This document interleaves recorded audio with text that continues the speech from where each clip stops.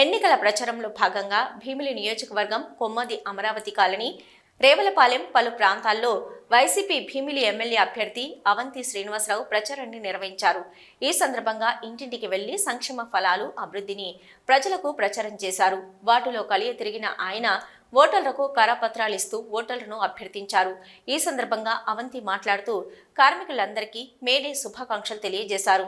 తాను ఎమ్మెల్యేగా గెలిచిన నుంచి అనేక సంక్షేమ పథకాలు అభివృద్ధి కార్యక్రమాలు చేపట్టడం జరిగిందని తెలిపారు. ఎలాంటి లంచాలు అవినీతికి తావు లేకుండా ప్రజలకు మంచి పాలన అందించామని అన్నారు.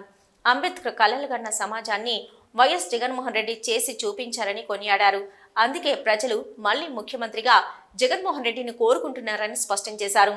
రాబోయే ఎన్నికల్లో ఎంపీ అభ్యర్థి బొత్స ఝాన్సీ లక్ష్మికి ఎమ్మెల్యేగా తనను అత్యధిక మెజార్టీతో గెలిపించాలని కోరారు.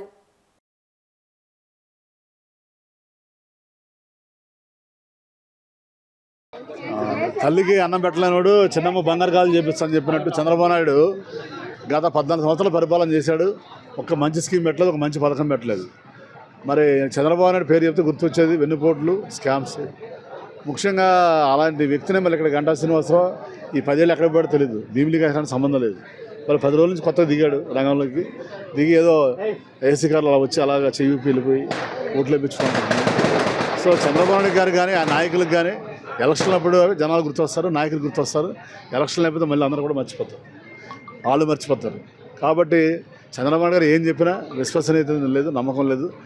జగన్ గారు చేసేది చెప్తాడు, చెప్పేదే చేస్తాడు. కాబట్టి జగన్ గారు చెప్పిందే జరుగుతుంది. జగన్ గారి పట్లే రాష్ట్రానికి ప్రజలకు నమ్మకం ఉంది, విశ్వసనీయత ఉంది. కాబట్టి తప్పనిసరిగా జరిగేయే జగన్ గారు మేనిఫెస్టోలు పెట్టారు.